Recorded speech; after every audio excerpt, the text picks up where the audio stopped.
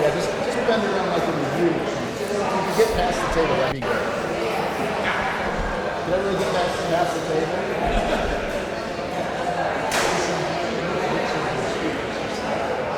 So make it out right on the side of the court. So line up on the mat. Guys, you might have to line up on the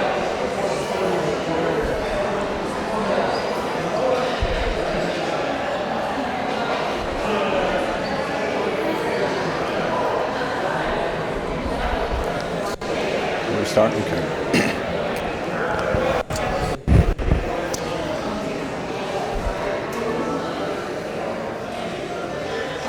Well, good morning or good afternoon, everyone.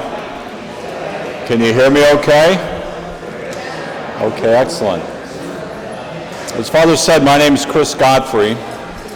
Came over from the other side of the diocese where we lived for the last 30 years. I came here. We came here, my wife and our 4 kids, has since grown to 6, went to law school over at Notre Dame, and so we've been part of this diocese for a long, long time, and it's always good to be over here. And this is my first trip to St. Therese, and it's a beautiful place. You guys should be very proud of it.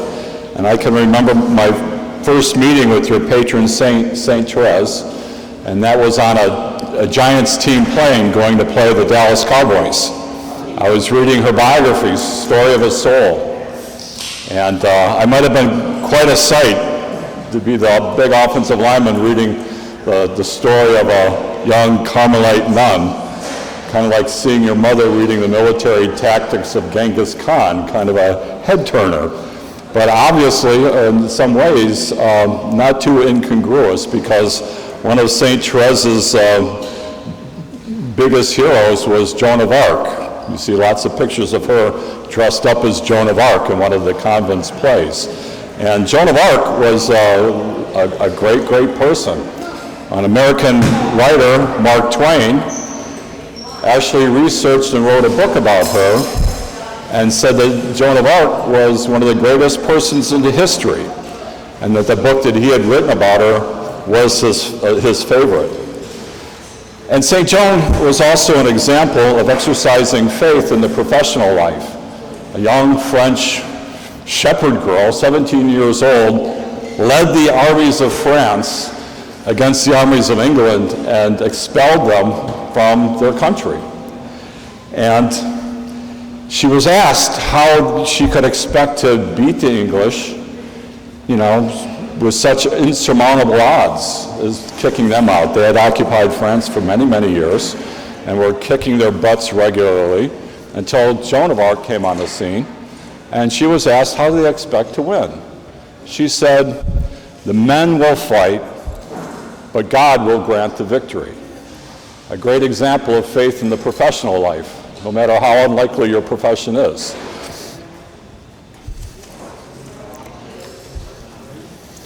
And she was rewarded greatly, or not really. She was burned at the stake, right, for being a witch. And we know that that wasn't true, because if she was, she would have been the star of the French opening ceremonies at the Olympics this summer. But I digress. But before we can talk about faith in the professional life, I think we've got to talk a little bit about putting faith into the professional. And as we know, that begins at baptism, when we receive the gifts of faith, hope, and love. Theological gifts, they call them, supernatural gifts, things that we can only get from God.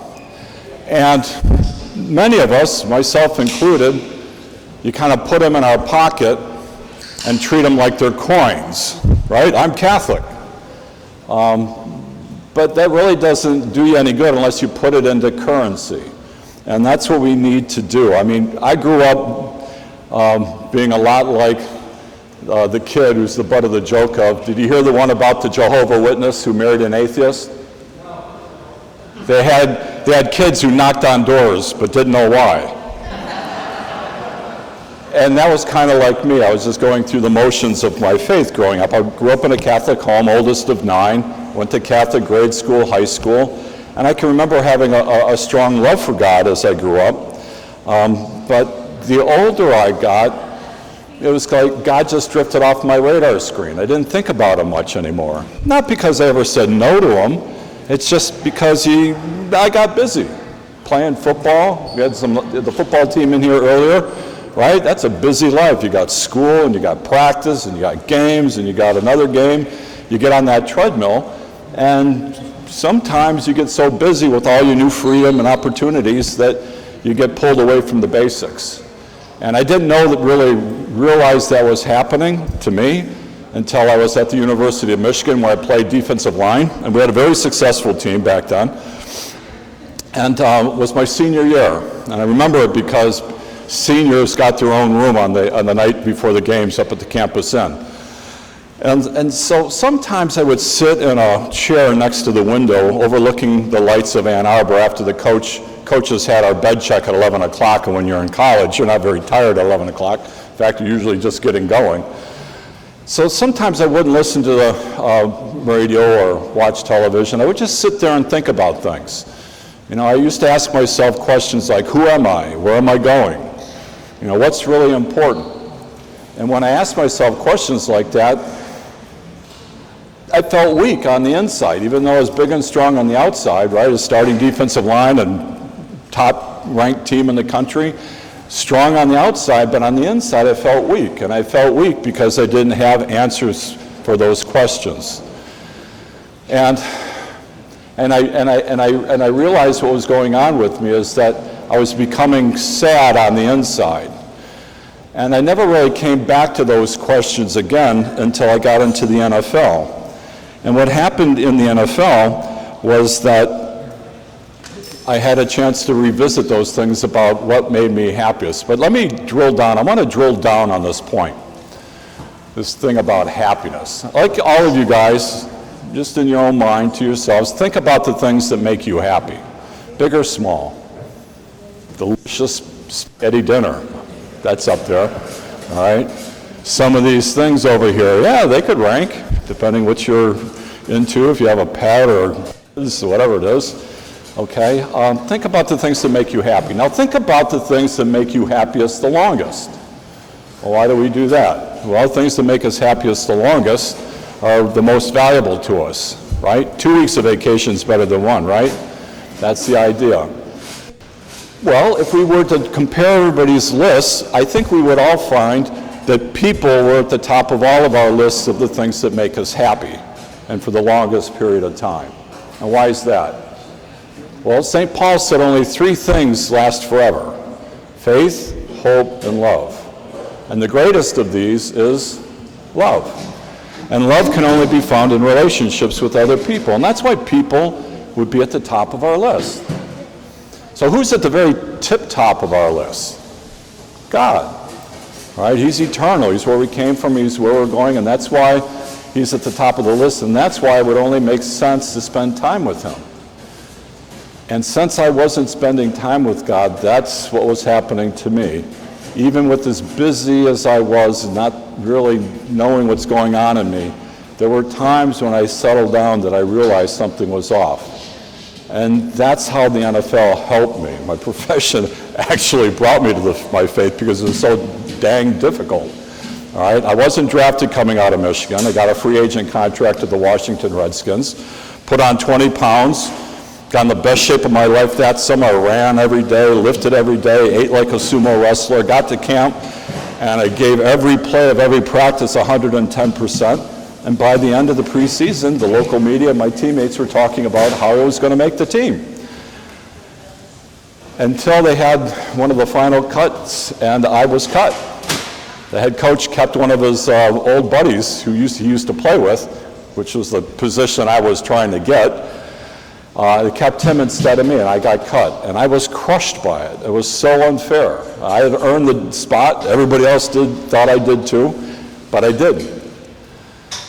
So I came back to Detroit, where my family was, and a couple of weeks into the season, the New York Jets called me and signed me. And so I spent the year backing up the New York Sack Exchange. They call these great pass rushers: Mark Gastineau, Marty Lyons, Joe Klecko, Abdul Salam. and I backed them up. And the next year, before I came out to training camp at Hofstra University, I injured my knee in some freak accident, so when I got to training camp with the Jets, I couldn't practice. And 4 days later, they cut me. So I took a long drive home back to Detroit. The family was already in bed, but there's a note there on my mom's kitchen table saying that the Packers had called and they wanted me to come to their camp. And I was this close to saying, forget it, I'm not messing around with football anymore. I'm going to get a real job. I'm engaged, I got to get a real job. Well, it turns out that they had my position coach with the Redskins was now with the Packers. And Doc and I were buddies, and I knew he wasn't jerking me around, that I must have a pretty good shot at making the team. So I went up to Green Bay, and a week later they told me I made the team. I said, yes!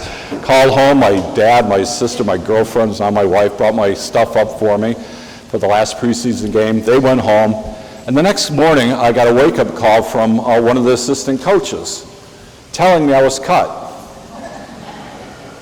It was my third cut in a year. And without even thinking about it, I just hung up the phone and I fell to my knees and I said, Lord, I give up. You know, whatever you want me to do, wherever you want me to go, you're the boss now. And you know what? I never really prayed like that before. And whenever I had to pray about something, you know, whether to do things my way or God's way, I usually figured out a way to rationalize doing it my way. You guys ever been there? All right? And that's where I usually was. But this time it was quite clear to me that my way wasn't working.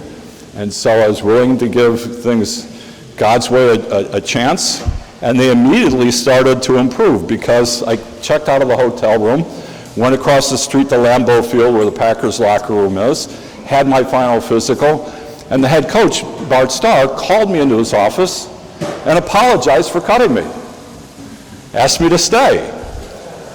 I was flabbergasted. I'd been around the NFL long enough to know that they just didn't make dumb mistakes like that. You know, they talk about who the lucky few are going to make this roster. It's only 45, 50 people deep, right? And so they talk about who's going to make that team. So I just knew that God had a hand in the whole thing. All right, brought me to my knees to let me know that I wasn't as great as I thought I was, and he got my attention. And so I immediately, you know, started to try to get closer to him. Well, how do you do that? Well, I got good training in those Catholic schools and at home, so I started to pray. I even went to Mass during the week sometimes. We only had one day off, so I did that. Said the Rosary, learned how to say the Rosary. Even started reading the Bible. And there was one passage in the Bible that just jumped off the page at me. And it was Matthew 6:33. To seek first his kingdom and his righteousness, and all these things will be added to you. And what that told me was that I needed to get my ducks in a row, so to speak. I needed to do things God's way first, then all these other things that I wanted, right? Make the team, have the money to get married, buy a car, all those kind of things, would take care of themselves. And it's actually one of God's promises. It's a promise that he makes all of us. Not that we'll all get diamond Superbowl rings out of the deal, but we'll all get what we need to be happy, okay? That's how he made us. And so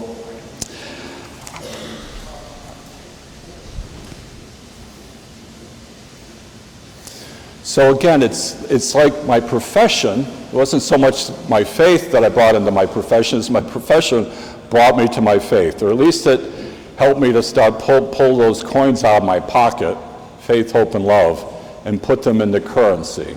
I was really rusty at it, and I was trying to hold my end of the bargain up to try to do things God's way as best I could. I wasn't perfect, but I was trying to do my best. And I learned that no matter how hard I try, that I'm going to come up against my own limitations, and that's where God kicks in. And it's also where suffering happens. And I really think that suffering can make us better people, okay? And I think that's one of the reasons why God allows it. You know, he doesn't operate like the devil, trying to bribe us or entice us and giving us what we want and making our life easy. You know, that's not success. The Bible says, what does it profit a man if he gains the whole world and loses his soul in the process. I mean, Jesus wants friends, not slaves. So if we're going to bring faith into our professional, family, church, or community life, we've got to be holy ourselves, or at least trying to be. And this is especially important in family life, because the people that we live with know we're not perfect. We're not going to fool anybody, your spouse or your kids. But they know if you're seriously trying to be better. They know that. And that's one of the biggest lessons that we teach our kids, is that you're trying. Okay? And fathers especially. You know, if a father is practicing his faith, okay, and taking the spiritual lead in his home, the chances of your kids practicing their faith when they're older, sky high. I wish I could remember the stat, but it's mind-blowing, okay? So if you want your kids to be happy dads, practice your faith, because your kids will see that. And one of the things that I've also, a longitudinal study that was done, that wanted to know what is the biggest thing you could do to keep your kids from engaging in risky behavior, sex, drugs, whatever it is. What's the biggest thing that you could do, okay? And the biggest thing that you could do is that the kids know how you would feel about them engaging in that particular activity.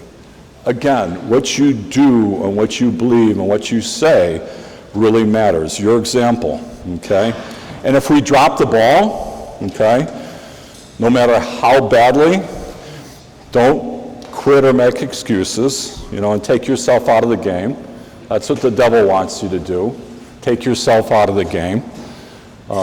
Any good coach will tell you the only difference between a winner and a loser is that a winner gets up again after they lose. They don't stay down. I learned that in 1986. A lot of people thought my team, the Giants, were going to the Superbowl. It was the year right after the Bears. The Bears beat us the year before, but everybody thought 86 was the Giants' year. And we went down to Dallas, and one of the first games, maybe it was the season opener, and we got our butts kicked. And we came back to New York, and all those gentle Giant fans said, "Oh, you guys are the same old bums. You'll never be any good." And they all gave up on us, it seemed. But you know what? We didn't give up on ourselves. And by the end of the year, we were 17-2, and we were the ones that got the rings. Okay? This ring is as much a testament to perseverance as it is to excellence. And if perseverance is important in our personal life, it's a lot more important, in football, it's a lot more important in our personal lives, and especially our spiritual lives. I mean, the books are filled with great saints who started off on pretty shaky ground, okay? And I was actually watching something on it was an internet interview on some Catholic station with a former Satanist who had thought he had sold his soul because the devil gave him all this stuff, and he wrote in blood his name, and he thought he was going to hell forever. But as a kid, he thought that was a good deal. And he thought he was stuck forever. But that's not the case. That's not the case. Because he later learned that you can't sell what you don't own. And Jesus paid the price, all right? And we have to let him do his thing. I mean, we have to remember that what the wise words of Yogi Berra said. It's not over until it's over, right? And also remember the words of Winston Churchill. No matter how bad we failed or how tough things get, never quit. Never quit. Never give up, all right? And so everybody wants to be a winner. And if being a winner was as easy as rolling out of bed in the morning, we'd all be winners. But we're not, okay? But perfection isn't out of reach either, okay? Well, not a football coach. St. John Cardinal Henry Newman was a peerless educator and pastor of souls. And he was adamant that we do not need to go beyond our usual course of duties in life to achieve perfection. And this is what he said: If you ask me what you are to do in order to be perfect, I say, first, do not lie in bed beyond the due time of rising. Give your first thoughts to God. Make a good visit to the Blessed Sacrament. Say the Angelus devoutly. Eat and drink to God's glory. Say the Rosary well. Be recollected. Keep out bad thoughts. Make your evening meditation well. Examine yourself daily. Go to bed in good time, and you're already perfect. All right? Almost there. All right? It's within our reach. It's not easy, but it's doable if we want it bad enough. Okay? Our chaplain with the Giants, Father Ken Moore, was a Carmelite like St. Therese of Lisieux, and he was also the chaplain for Coach Vince Lombardi with Green Bay. And the Green Bay Packers won their first 2 Super Bowls. Okay, and Vince Lombardi was a celebrity, right? Everybody wanted to invite him to their dinners to give talks. He was very quotable, and Father Ken told me that he would write sports writers regularly, correcting their mistakes and misquoting the great coach. And the most frequent one being, I'm sure you've heard this, winning isn't everything, it's the only thing. Heard that one, right? Well, Father Moore said, oh, Vince never said that. He said the will to win is everything. Okay, it's a big difference. And I think one of the reasons why God is allowing so much corruption to come to light, you guys watch the news during our time, is to force us off the fence and to choose God's way over our own way. Our way isn't working, and we can see what it becomes when everybody's in it for themselves. And your parish, St. Therese, is like a supply line to the winning side. All right? It's a heavenly portal offering God's grace liberally through the sacraments and the fellowship. All right? And I bet you could even go to Mass every day here, right? Father Ken's working. Father Glenn's working. Okay? You could probably go to confession frequently if you wanted to. And not only when you really mess up, but when you're trying to persevere. And to get better in the little things and get that grace to get better, okay? And of course the church offers encouragement when we're nearing the finish line. And when discouragement and doubt set in, the church teaches us to not think of life as a day ending at dusk, but rather as a night ending at dawn. Searching for God and being willing to listen to Him is a mark of friendship with God. It might be a little way, as St. Therese spoke of it, but it's also the basis of Christian culture, one that we can create wherever we go, especially in our personal life. And if we do our part, God will do the rest. So thank you for inviting me to your dinner today. My compliments to the chef. Really enjoyed it. Enjoyed my time with the football team. Father Glenn, thank you for having me. Wish things go very well over here. And I don't know if we have any time for questions, Father. Would you want to do that? Okay. Anybody have a question? Just raise your hands and shout it out. Yeah. What was your biggest challenge when you were in the NFL? Your professional football skills versus religious life? Yeah, so it was my biggest challenge being in the NFL and dealing with those challenges and then meshing them with my spiritual life. Okay, one of the big helps, my wife reminds me that my career didn't turn around until I got married. So I didn't have near the temptations that the younger guys had to do, right? You finish a game, you're pumped up, you want to go out and celebrate or whatever, and then you get a little too close to those new occasions, perhaps, okay? So that was a big help for me in that regard. I also had some Christian friends around me on the team. We had quite a good group of Christians on the team, both Catholics and Protestant, and a couple of outstanding pastors. I mentioned Father Ken Moore, but there's also Reverend Dave Bratton of the Athletes in Action group, good friend. And so we had a lot of support in that way too. And then in the parish life, had some friends there, and as I said, the family and all the rest. So that was really very helpful. And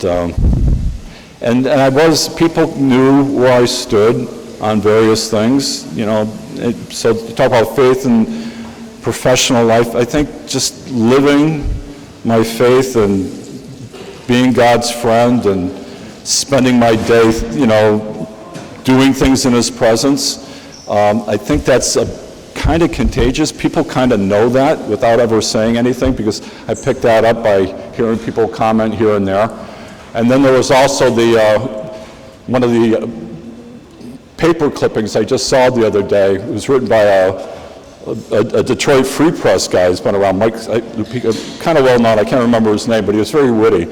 He talked about, he mentions me. So a lot of offensive linemen in the NFL, they have gnarly eyebrows and they're all big, rough, tough, smelly characters, whatever. But Chris, there's an innocence about him, a sweetness. Looks like the face of a child gazing up to the altar where the priest raises the chalice. I go, but stuff like that was kind of funny. I was never like a soapbox kind of a person, but I think maybe my Catholic faith reined me in a little bit. We have a different way of expressing ourselves, as maybe some of my Protestant brothers did. But we had a really good chemistry on that team. We had a lot of good quality coaches. Bill Parcells, Belichick was on that team. The owner was Wellington Mara, the owner of the Giants. And him and Ann had 11 kids, very strong Catholic family. And I was always corrected in public whenever I had an opportunity to introduce Wellington. I would always say him and Ann and their 10 kids that he gave us, 11, right? And so talking to one of the members of the McCaskey family, that's the ownership of the Chicago Bears, he said, I'll give you a good memory device, all right? The McCaskeys are the Bears, Maras are the Giants. They're both in football, and they play each other, and there are 11 kids in both teams. Thank you. So I was able to get it right telling you this story. I just learned that one. And so we had a lot of good support around us, okay? New York was a fishbowl. It was a tough place to play and even to lose. My first team was with the Jets, as I mentioned, and they started off 0-13.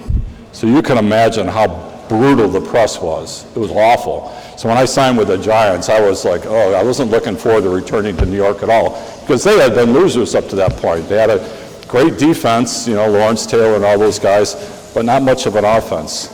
And so I came in and started to play offensive line for them. And Parcells liked us so much, he gave us a great nickname. He called us the Suburbanites.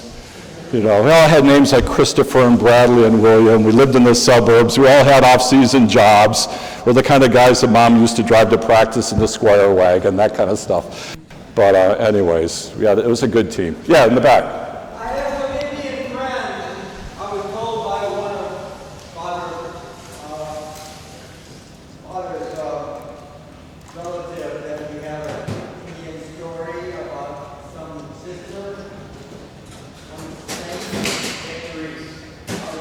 Oh, Mother Teresa. Yeah, so one of the younger guys had asked me earlier, and so when I was finishing up, I ended up playing 9 years overall. And after that 9th season, I knew I was going to retire, but I didn't know what I was going to do yet. And so it was a matter of prayer. And so a priest who was a friend of mine, who knew Mother Teresa's driver, when she was in the States, told me she was going to be over in New Jersey. You should go see her some Sunday afternoon. I said, I'm not going to go bother that poor woman. I just won a Super Bowl. I know what it's like to have people bothering you all the time, right? And sure enough, I watched the evening news that night, and 5,000 people were outside the convent. Hey, Mother Teresa. I said, see, I didn't do that. But he persisted. He called me later that night. He said, no, look, she's going to be in the South Bronx at their mother house for 7 a.m. Mass. You should go. I said, all right. So I called up my teammate, and we went over, got in our car, we drove across the bridge, got over to the South Bronx. The South Bronx was a horrible place. That's where all the presidential candidates used to go to talk about urban renewal with the moonscape behind them. And so I would go over there. We went over there and found where she was and parked our car. In fact, I said goodbye to my car because I didn't think it'd be there when I came back.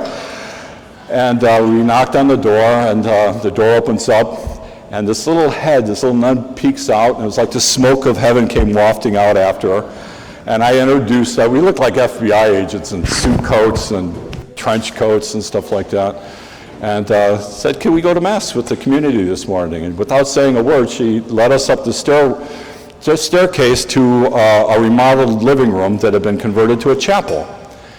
And the chapel was remarkable because it had a floor-to-ceiling crucifix of our Lord, bloodier than usual, with the words, I thirst, next to the crucifix, which is kind of a signature thing that you'd find in any missionary sister's chapel. And there in the corner, in front of the tabernacle, sitting on the floor in her bare feet in the middle of the winter with her head bowed in prayer is Mother Teresa. You know, she, me, and Mark are going, oh, burning bush experience, right? So they gave us a couple little stools to sit in. The community came to Mass. The Mass itself was unremarkable. A couple of priests from the nearby seminary came over to concelebrate. And after the Mass, got a chance to say hello to Mother Teresa, and she gave me a couple miraculous medals, which was her custom. I was tongue-tied. I didn't have anything to say. My prayer was, Lord, this is going to be such a special morning and meeting that perhaps you'll give me some direction as to what my next step in life would be. That was my expectation, my prayer.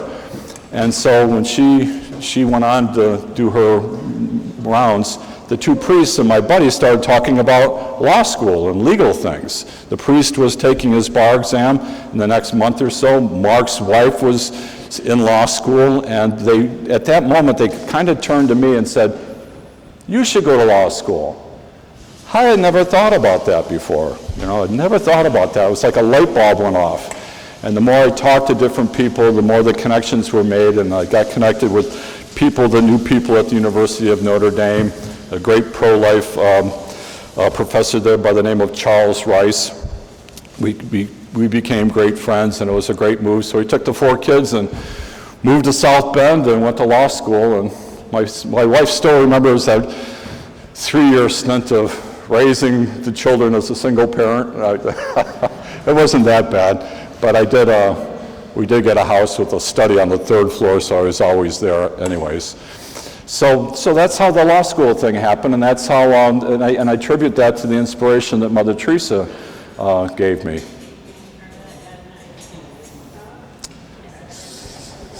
Anybody else? Yeah.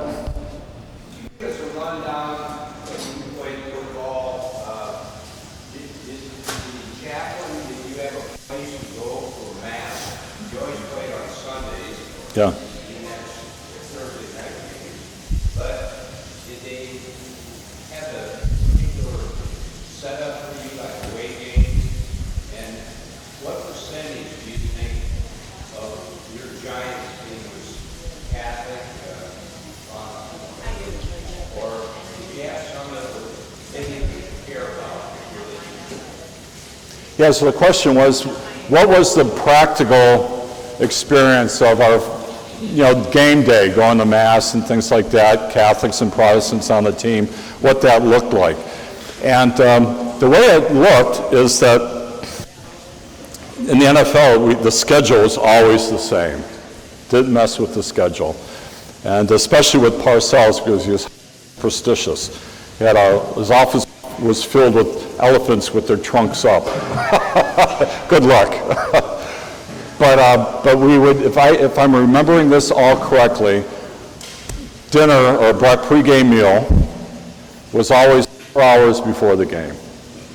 Not that many of the players ate all that much, and it used to I couldn't wait until I retired so I could have a decent breakfast on Sundays, right? But in the meantime, it was just some scrambled eggs and grits or something light. But so we'd have to eat 4 hours before the game. So just prior to that, just before that, was our Mass, and it was scheduled, and the chapel service was scheduled, okay? in different meeting rooms in the hotel. And so the Mass would, Father Ken, I don't think he gave much of a homily. It was pretty brief. Things would get done in a half an hour, I would guess. And I remember one time we're walking out with Father Ken at the end of Mass, and we walked by the meeting room that was filled with all the guys who were at the Protestant prayer service, right? And Father Ken, the old guy, goes, he looks, he goes, they're still talking. He goes, I don't know if they find so much to talk about. I can't believe they're just going on. And so, but it was kind of funny. He said that in jest. But the point of it is so that there's lots of folks in both, actually, many. And we'd also have a pregame prayer. We'd say the Our Father as a team. But prior to that, one of the leaders of the Bible study on the team would have a separate sort of a prayer, So we're praying a couple of times there. And I think we might have even prayed at the end of the game. I can't recall. Memory's getting fuzzy. But we had good participation. And I think there's a little bit of truth to the saying that there aren't any atheists in foxholes. All right, because when you're in the NFL, you feel very much like you're in the foxhole. It's a very tense time. I'd been in Major League Baseball locker rooms because of some work I did with a group called Life Athletes. And it's amazing just how relaxed they are. They're all kind of kicked back. They're eating their sunflower seeds, the game, warm-ups will start, 10, 15 minutes. There's a different environment. In football, it's like, everybody's like getting focused in their way. So. Okay, well, thank you very much. Good to be with you.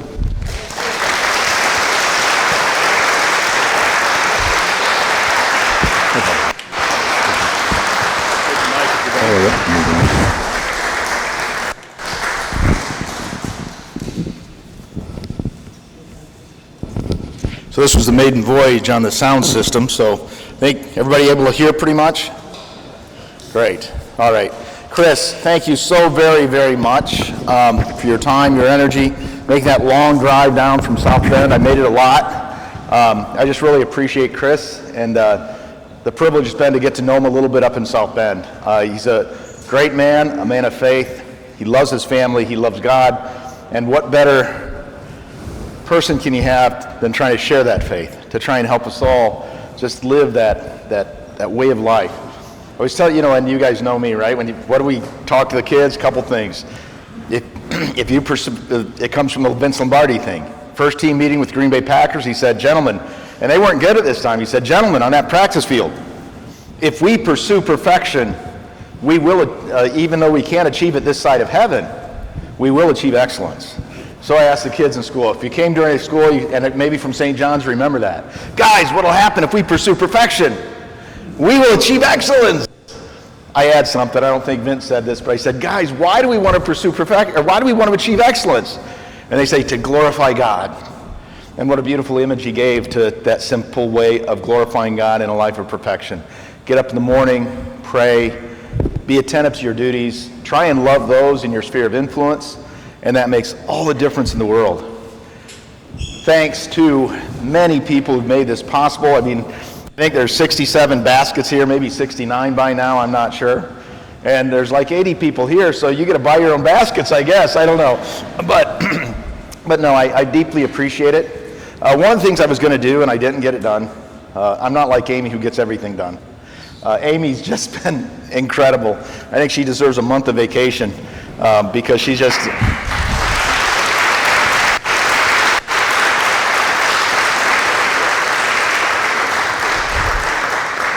A few days ago, I was giving a homily to the kids, and I said, don't be a slacker. Don't be a slacker. And then Mono, our mainest guy, said, Mono, I think we should have a talk with Amy. I think she's a slacker, And I told her that, and Amy laughed, so I knew I was okay, because she's certainly not a slacker, so it's just great. And the other thing I tell the kids, right, you probably all know that, and it's true, every one of you is an infinitely valuable, one-of-a-kind masterpiece created by God for a mission. And if we remember that, no jerk in the world can rob us of our peace. We are moved to prayer and compassion for those idiots instead of, getting angry. Don't waste your time getting angry over people who are clueless. Be people of mercy and love and compassion and goodness, truth and beauty. But Chris, thank you so very, very much. God bless you, and thank you so much.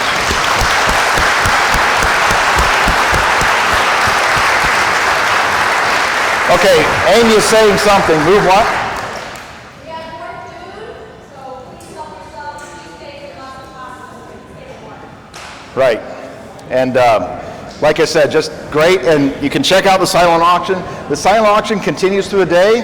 We have a raffle at night and an opportunity to play some euchre after Mass. We regather if anybody wants to come. Euchre, have a good time. I think we'll have some music. And welcome. Enjoy each other, and let us do what we can to enjoy life and affect those in our sphere of influence.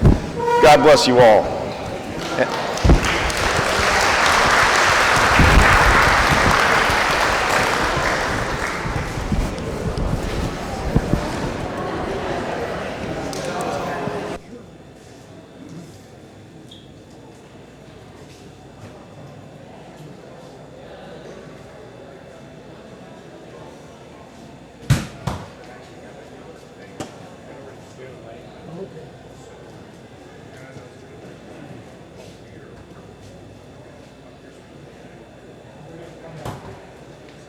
Thank you.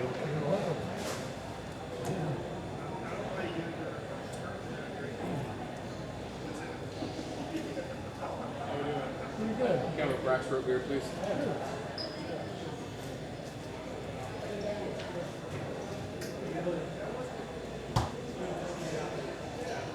Thank you very much.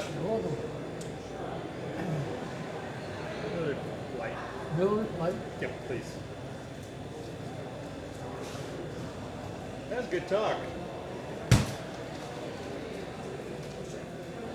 Could you hear the could you hear the talk very well back here? Pretty good, yeah. Okay.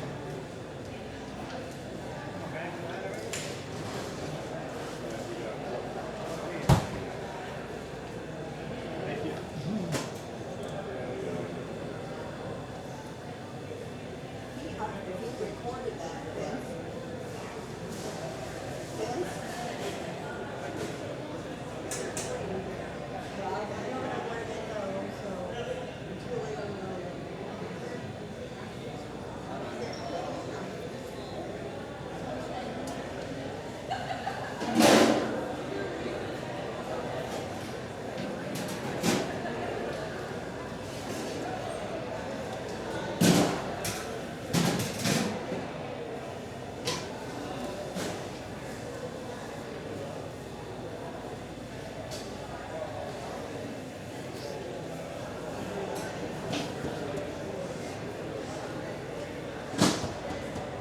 Maybe get a couple beers. One more and one ultra. Hi, John. How you John, doing? right? John, yeah. Okay. Doing good. I still remember you from that very first time. I still remember you from that very first time you faced in the hospital. Oh, yeah. That's been Came in with that was the PET scan, I think, was it? something. Yeah. That's been many years ago. I didn't see you in